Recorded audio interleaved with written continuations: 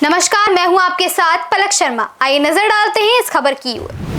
आम आदमी पार्टी की राष्ट्रीय प्रवक्ता प्रियंका कक्कड़ ने एक प्रेस कॉन्फ्रेंस की। इस दौरान प्रियंका कक्कड़ ने दिल्ली में बीजेपी सरकार को निशाने पर लेते हुए कहा कि आजकल माननीय मुख्यमंत्री रेखा गुप्ता जी दिल्ली के कई इलाकों में दौरा कर रही हैं और उनसे जब पूछा जाता है कि दिल्ली की क्या समस्या है तो एक ही जवाब मिलता है, ड्रग्स।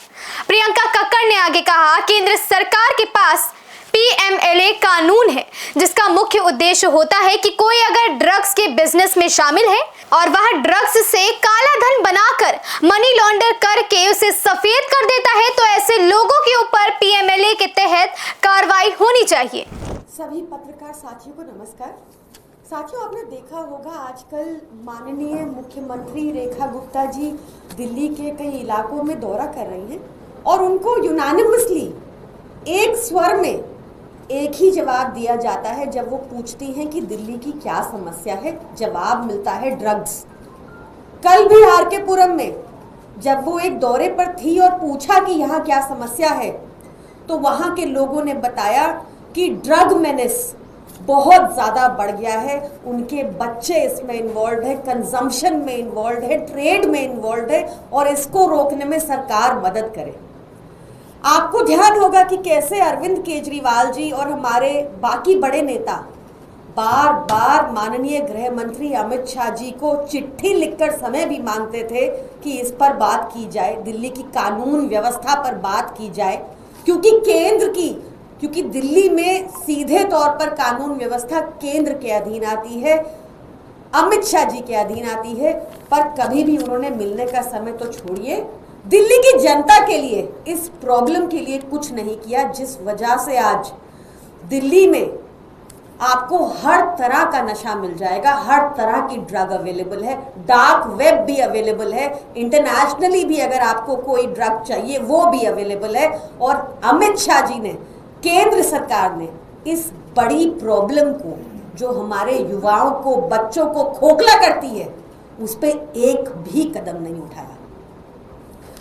कल भी हम जानना चाहते हैं रेखा गुप्ता जी से कि आपके पास तो सारी एजेंसीज हैं, आपके पास पुलिस है, आपके पास सीबीआई है, ईडी है, नारकोटिक ब्यूरो है, फलाना है, ढिमकाना है, आपने किया क्या 10 सालों में?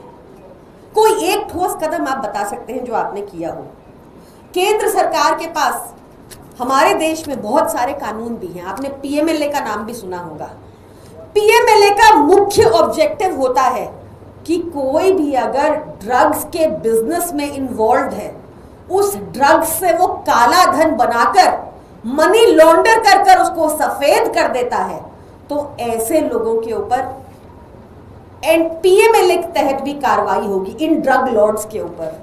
मैं केंद्र सरकार से पूछना चाहती हूं कि पीएमएलए कानून आपने विरोधियों के ऊपर तो लगाया, वो हम सबने देखा, क्या आप एक भी ड्रग लॉर्ड का नाम बता सकते हैं जिसमें आपने पीएमएलए का कानून यूज किया हो?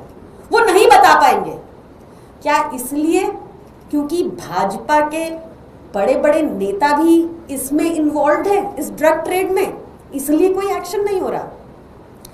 पंजाब को भी पिछली सरकारों ने बिल्कुल उड़ता पंजाब बना दिया था, ये बात किसी से छुपी नहीं है। 2007 से 14 तक जब बीजेपी अकाली की सरकार थी तब ड्रग ट्रेड खूब फ्लरिश किया और उसके बाद जब 2021 तक कांग्रेस की सरकार थी तो भी ड्रग ट्रेड को बहुत बढ़ावा मिला। हमने पिछले 3 सालों में पंजाब में क्या किया? क्योंकि हमारी नीयत है, क्योंकि हम चाहते हैं हमारे बच्चे सही दिशा में चले, हमने अरविंद केजरीवाल जी की अध्यक्षता में, भगवंत मान सिंह जी की अध्यक्षता में क्या कदम उठाए पंजाब में और उसका रिजल्ट क्या निकला वो मैं आपको बताना चाहती हूँ। पिछले 3 सालों में ही 6500 से ज्यादा बड़े स्मगलर्स को, ड्रग के बड़े स्मगलर्स को पंजाब में पकड़ा जा चुका है। 30,000 से ज्यादा एफआईआर हो गई हैं एनडीपीएस के अंदर, 10,000 से ज्यादा पुलिस वालों का तबादला हो चुका है, जिसमें जब कहीं भी लगा कि इनका इनका नेटवर्क था पॉलिटिशियंस के साथ प्रीवियस, उनका ट्रांसफर हो गया। 100 से ऊपर पुलिस अधिकारियों को, करप्ट अधिकारियों को, जिनके संरक्षण में ये ड्रग ट्रेड फैल रहा था, उनको अरेस्ट किया जा चुका है।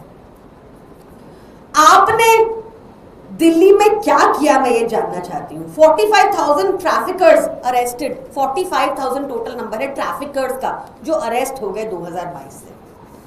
हम ये सब क्यों कर पाए? क्योंकि हमारी नीयत है, हमारी नीयत है कि हम देश को सही दिशा में लेकर जाएंगे, कि हमारी नीयत है कि हमारे बच्चे सही एजुकेशन की तरफ बढ़े, हेल्थ पर फोकस करें, इन महत्वपूर्ण मुद्दों पर जिनसे प्रोडक्टिविटी बढ़ती है उस पर फोकस करें।